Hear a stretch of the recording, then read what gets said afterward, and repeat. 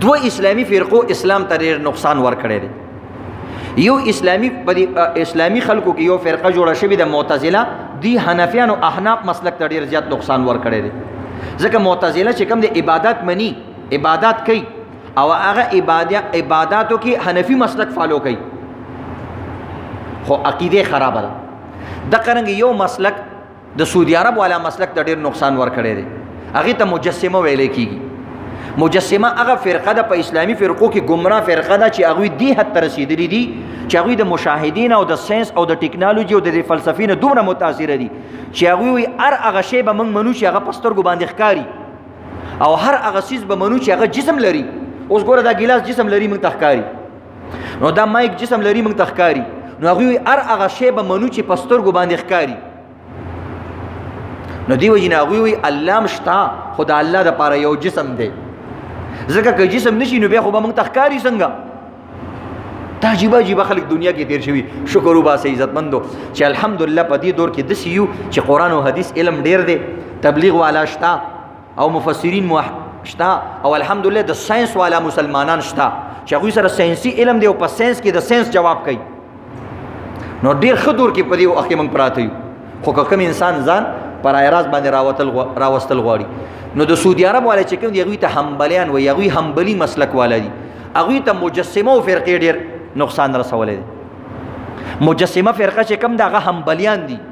مثلا په حنبلیانو کې یو خلک دي هغوی وایي د الله رب العزت باقاعده وایي جسم دی، نعوذ بالله، او الله رب العزت داسې د ځوان سړي الک په شکل کې دی، نری شان ګیرې ده او دا شان باقاعده یو تخت باندې ناست دی او خپې لاندې کړي دي او لاندې ورته د سرو زرو پڼې پرتې دي. دا ګمراه فرقه ده او پتنګانې داسې تاویږي په جنت کې او هلته ناست دی. نو دا یو اسلامي فرقه تېره شوې ده، خو حد د ګمراهۍ ته رسېدلې ده. او دې ته وایي مجسمه. مجسمه ونه د جسم قایل، الله د پاره د جسم قایل. موږ وایو لیس کمثله شیء، د الله په شان باندې یو شی نشته. دا آیات دی که الله رب العزت ته جسم فرض کړي نو په دنیا کې به یو جسم سره به تشبیه ورکړي چې د دې په شان دی، او قرآن کې الله وایي چې د الله په شان یو شی نشته. نو الله د جسم نه بره شو، د الله دپاره جسم او دا قیسې نشته. بهرحال عزتمندو خبره ډېره اوږده شوه، خو په دې خبرو باندې چونکې دې کې سټوډنټان ناست دي، پروفیسران پکې ناست دي، نو د هغوی دپاره او د اسلام دپاره د دین خدمت کوونکي کسان ناست دي چې په دې خبرو باندې هغه پوهېږي. ځکه د دین خدمت په ساينس باندې هم کېږي، د دین خدمت په کیمستري باندې هم کېږي، د دین خدمت په بیالوجي باندې هم کېږي. چې یو ساينسدان یو غلطه خبره وکړي او ته د کیمستري په ژبه کې هغه له جواب ورکړي، نو دا د اسلام خدمت شو، ته د اسلام داعی شوې، ته د اسلام مبلغ شوې. او یو ساده ژبه کې لکه تبلیغ والا دی، الحمدلله ټولې دنیا ته په ساده ژبه کې پوره دین ورسو او ډېرو علاقو طرف ته. نو په دې فخر کوئ.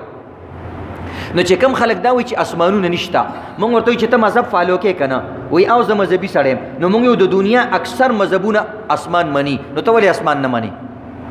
که وایي چې زه مثلا مذهب نه فالو کومه، زه عقل فالو کومه، نو موږ وایو تا سره څه دلیل دی چې اسمان نشته؟ وایي اسمان موږ نه دی لیدلی. نو موږ ورته د دنیا ټول څیزونه تا لیدلي دي؟ وایي نه. نو ته هغه ولې منې بیا؟ وایي پلانکي خان یې وایي که نه، کابل مولای وایي، او دغه نه آینسټاین یې وایي، او افلاطون ویلی دي چې شته، او دا شان چې کوم دی کارل مارکس ویلی چې دا څیزونه داسې دي. نو چې د کارل مارکس مني نو د 1,24,000 پیغمبران چې په هر دور کې د هغوی صدق باندې ټولو خلکو اتفاق کړی دی، د هغوی خبره ولې نه مني؟ نو دا دلیل نه دی چې ما نه دي لیدلي په خبره باندې. مثلا د دې دویم جواب، بعض وخت کې یو څیز موجود وي خو هغه د ډېر شفافیت د وجې نه ښکاري. یو څیز دنیا کې چې کوم څیز ښکاري هغه اکثر د رنګ د وجې نه ښکاري، چې یو رنګ وله ورکړی شي نو د رنګ د وجې نه هغه څیز څه شي واضحه شي. تاسو وګورئ مثلا زما دا چشمې دي، په دې کې دا شیشه د ډېره سپینه ده، دا شیشه ما ته نه ښکاري، زما سترګو ته څومره نږدې ده. یو چشمو والا چې کله چشمې واچي هغه ته دا شیشه تاسو ته ښکاري او ما ته نږدې نه ښکاري، تاسو پکې ښکارئ ما ته نه ښکاري. ولې؟ دا ډېره زیاته شفافه ده.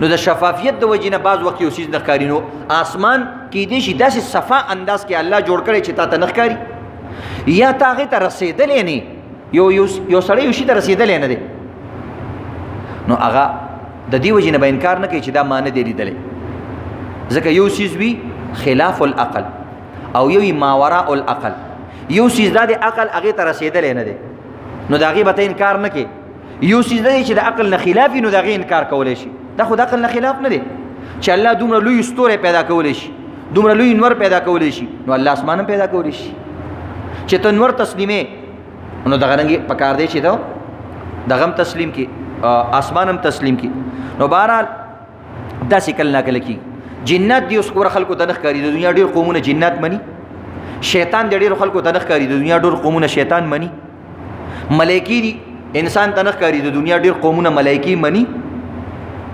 انسان سره عقل دی د دنیا یو ساینسدان هم اوسه پورې